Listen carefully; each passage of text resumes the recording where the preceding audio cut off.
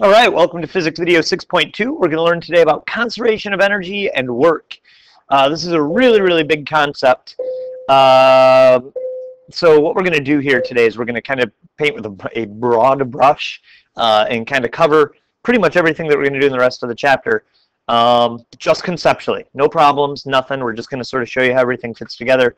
And then after this video, the next couple of videos, go back and explore each of the parts, conservation of energy and work, in a little bit more detail. All right, so objectives are on the screen here. You should understand total energy. You should be able to describe a force as conservative or non-conservative. You should be able to tell me whether a force is doing work on an object, and if it is, tell me how the object's energy is changing.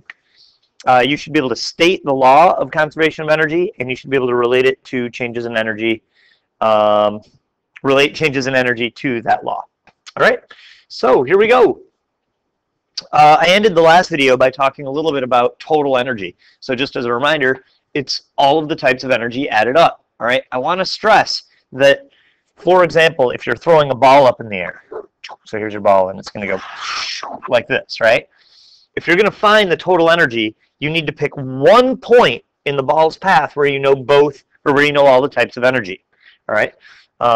So, for example, if you know the kinetic energy here and the GPE here, that won't work. You can't add those two numbers. You would have to either know the KE here and the GPE here and add them up to get the total energy at that point. All right. If you wanted to find the total energy at this point, you'd have to know the GPE at that point, the KE at that point, and add them up. All right.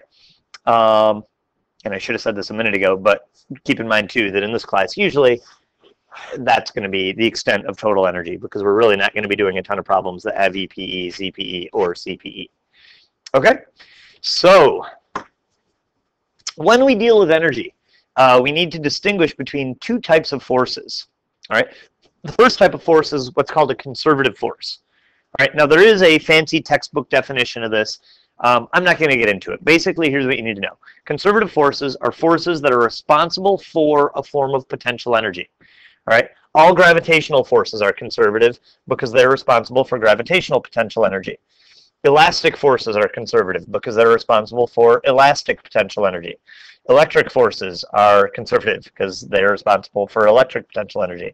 And chemical forces, the forces that sort of hold chemicals together, this is worded terribly, are also conservative. All right, this is a little bit sloppy because I'm not going into as much detail on some of this stuff as I should, like I would with the honors class. So anyway, you should know that these are conservative forces. The one that's going to come up the most often is gravitational. All right, gravity is a conservative force. So write that down. Gravity is a conservative force. All right. Basically, any other force is called non-conservative. All right. So there you go. So some stuff about work. Work. The symbol for work is a capital letter W. And work occurs, an object's energy will change in some way. All right. In other words, if you're doing work on an object, you're changing something about this equation here. You might be changing the KE or the GPE or the EPE. Maybe you're changing the total energy, whatever. When you do work, you're changing at least one of those numbers. Okay?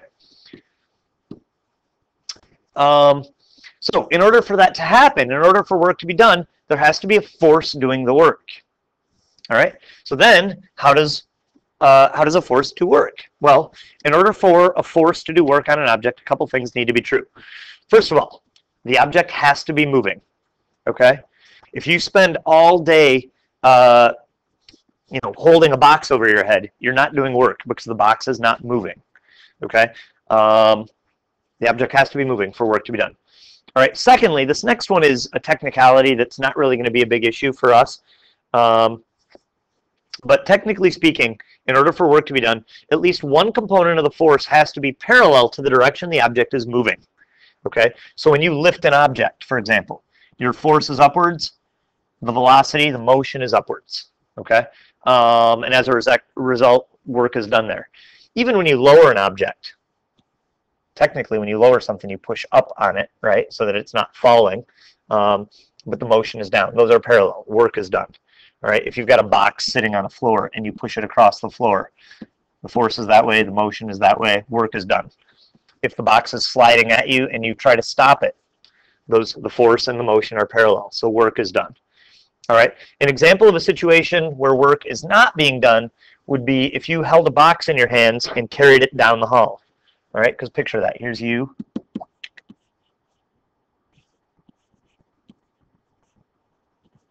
Holding a box in your hands, right? Okay, so the direction of motion is this way, right? But the force that you're exerting, if this is a heavy box, you're aware that the force that you're exerting is upwards. All right? So in this case, the force and the motion are perpendicular instead of parallel, right? So in this example, carrying a box down the hallway, you're not doing any work. Okay? So what do I mean by components? This is actually gets into vectors a little bit, like, oops, like we talked about when we did projectiles.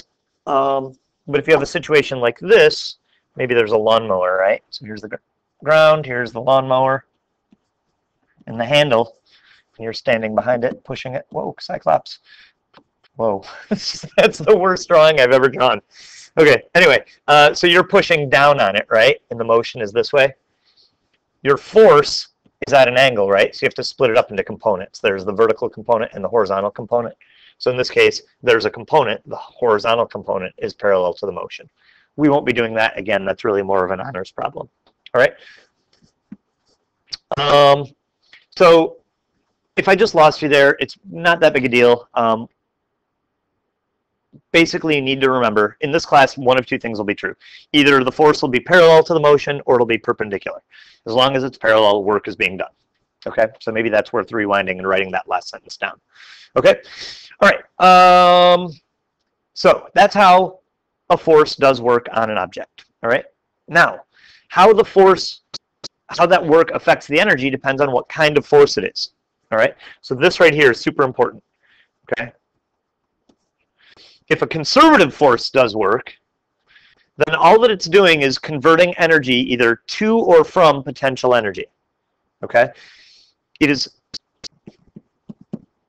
when this happens, the total energy does not change. That's huge. Crazy important. All right? When a conservative force does work on an object, it doesn't change the total energy. It just converts from one form of energy to another, to or from potential energy. All right? Now, if a non-conservative force does work, then in some way it's changing the total energy. So maybe it's giving the object gravitational potential energy, maybe it's giving it kinetic energy, whatever. But when a non-conservative force does work, you're changing the total energy of the object. Okay? That is crazy important. And again, probably worth rewinding and listening to that again. Okay? All right, law of conservation of energy. I'm going to start abbreviating conservation of energy, COE. Whoa, that was not at all what I wanted to do. I'm going to start abbreviating that COE. All right, here's the law of conservation of energy. It says energy cannot be created or destroyed. The total amount of energy that we have in the universe right now is a fixed number that will never change. Okay? The only thing that can happen is energy can be either transferred from one object to another, or it can change forms. Okay? That's pretty much it. Okay? So, to better explain this, suppose object A has energy. It's got a total amount of energy. All right? If work is done on the object, only two things can happen to the energy. And I should probably note, I guess it says this at the bottom of the screen, if no work is done, then the energy doesn't change in any way. All right? If work is done, only two things can happen to the energy. All right? So here's the first one. The energy can move from one object to another. All right? Here you'd say that work is being done by a non-conservative force. All right? The object can gain energy if another object is doing work on it, or it can lose energy if it does work on something else. All right? So in this first example, object A is gaining energy because it's receiving it from object B. So we'd say that object B did work on object A. And the work on A is a positive number because it's gaining total energy. All right? Work is positive if the object gains energy. Okay? You can also lose energy. That would be a negative amount of work if object A does work on another object. All right. All right. The second thing that can happen. So number one is about energy being transferred from one object to another. Okay. Number two is about the energy being transferred from one form to another. All right. That is done by a conservative force. All right. So if you've got a conservative force, you're going to either transfer GPE to KE or KE to GPE. Okay. If you're gaining KE, the amount of work done is positive. If you're losing KE, the work done is negative. All right. It's also probably worth noting that there's nothing magical about GPE. It could be any kind of potential energy. All right. So that's the deal. This slide is, once again, crazy important. I keep saying crazy. I don't know why. But it's very important. So make sure that you have this all written down. And you're going to need to refer back to it here. All right. So what we're going to do now is we're going to try to apply all of this to some different examples. I've got 5 examples on the screen here. And for each of those examples, I would like you to identify any objects or any forces that are on the object. I would like you to tell me if you think those forces are doing work on the object. If they are doing work, determine if the force is changing the total energy or just converting between kinetic and GPE. And finally, determine if the work is positive or negative. All right, so write these down, take a minute, pause the video, and try to do this. And I know it's tough because we were just learning this, but at least see if you can kind of, refer back through your notes that you just took and see if you can kind of piece some of this together. All right. I am going to assume now that you've paused the video and done this. So let's run through them. All right. So here's number one. In number one, you've got a ball falling. So here's the ball. The only force on it is gravity. Okay. So that's A. Identify any forces. Just gravity. Okay. B. Determine if each of the forces is doing work. Well, let's see. In order to do work, there has to be force. Check. That force has to be, part of the force has to be parallel to the direction of motion. Well, the ball is falling, which means the direction of motion, the velocity, is that way. So they're parallel. So B, force of gravity is doing work. Okay. B, determine if the force is changing the total energy or just converting between KE and GPE. So for C, we need to determine if the force is conservative or not. So force of gravity is conservative, right? Flip back in your notes and find where I told you that gravity is a conservative force. So all we're doing is converting between KE and GPE, right? So think about it. If the ball is falling, you're losing GPE, which means you're gaining KE. So we're converting gravitational potential energy into kinetic energy, right? Okay. And D, since that's the case, since we're gaining kinetic energy, the work is positive. Okay, so that's number one. Okay, number two. Sally pushes a lawnmower from a position of rest. So here's our drawing. Oh, there's our lawnmower. All right, here's our force of Sally. Again, this is the one weird example where you've got a force at an angle. The lawnmower is going to move forwards. You know what? Let's do this. I'm overcomplicating. Don't even worry about the fact that it's a lawnmower. I'm not going to give you any problems like this anyway because we're not doing honors. So let's do this. Force of Sally. All right, she's pushing it forwards. Let's just assume that it's like that and keep it simple. All right, so are there other forces? Well, there's gravity pulling the lawnmower down, and then the normal force from the ground pushing it up. So there's 3 forces. So that's part A. B, determine if each of the forces is doing work. Well, the lawnmower is going to move this way, so our velocity is that way.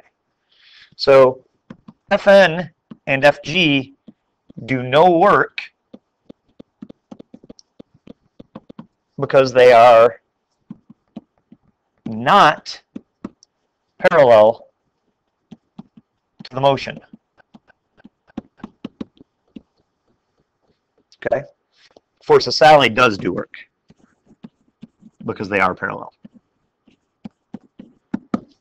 Okay.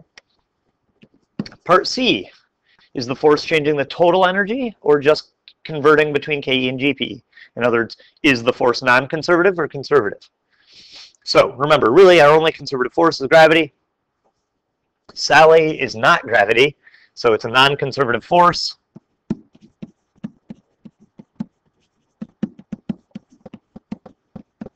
I should have said, let me do this. Force of Sally is a non-conservative force. Zoop. All right, so the force of Sally is a non-conservative force. So, changed colors here. So the total energy changes. Specifically, what's going to happen? She's not changing the GPE, right? Because the lawnmower is not going up or down at all. We're gaining KE, right? All right, and as a result, part D, the work is going to be positive because we're gaining energy. Okay, so there we go. That's number 2. Number 3, Carl holds a cat in his hands and walks down the hall at a constant velocity. We already talked about this one, but let's run through it again. So here's Carl. Hello, I'm Carl. Oh, he's not walking. We need to make him walking, don't we? Loop, doop, loop, doop.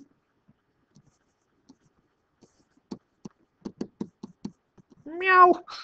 Oh, Carl's foot is broken. All right, whatever. So he's walking down the hall. So the velocity is this way. The only forces on the cat would be gravity pulling the cat down and Carl holding the cat up. Keep in mind, because he's going at a constant velocity, that means that our net force this way is 0. So Carl doesn't have to be pushing the cat forwards at all, right? So that's it. There's nothing pushing the cat forwards. He's just in Carl's hands. He's already moving. He's going to keep moving. And since both Carl's force and gravity are perpendicular to the velocity, no work is being done. The cat's energy isn't changing. Think about it. The GPE depends on the height.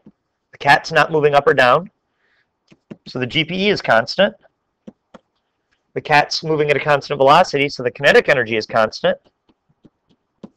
Since those are constant, the total energy is constant. Our energy is not changing in any way, and as a result, there's no work. Okay? Number 4, friction stops a sliding baseball player. So here's the ground, here's our baseball player. Oh, got to give him a baseball hat. Whoa. Did I just say give him a baseball player? I was trying to say give him a baseball hat. All right, so he's moving this way. Here's our velocity. Force of friction's pushing him this way. Those are parallel. The only other forces would be gravity and normal force. So for part A, there's our forces. Part B, gravity and normal force are not doing work because they're perpendicular. Part C, force of friction is doing work. Part C, determine if the force is changing total or just converting. Friction is non-conservative.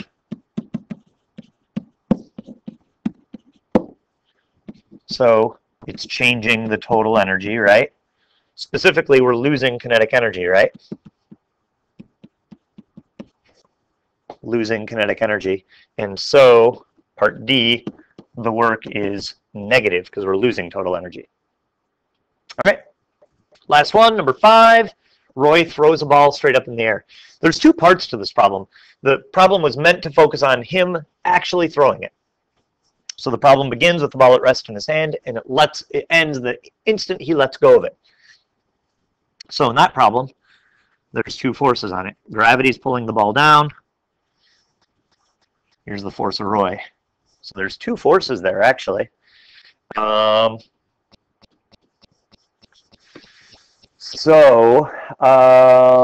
do these one at a time. So for part A, identify the forces. Force of Roy. Part B, is Roy doing work? Well, let's see. He's pushing it up. The velocity is up, right? So it's doing work, right? Because they're parallel. So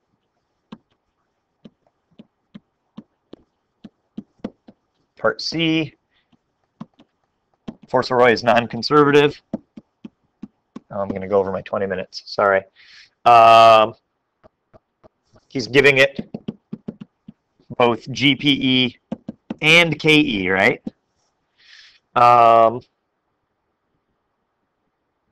So he's changing the total energy. Okay, and so D, he's doing a positive amount of work. All right. Now, gravity is a conservative force. So let's do gravity now.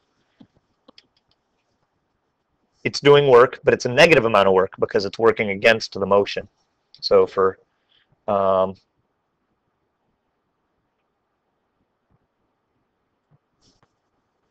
sorry, I'm thinking about the clock. I shouldn't be.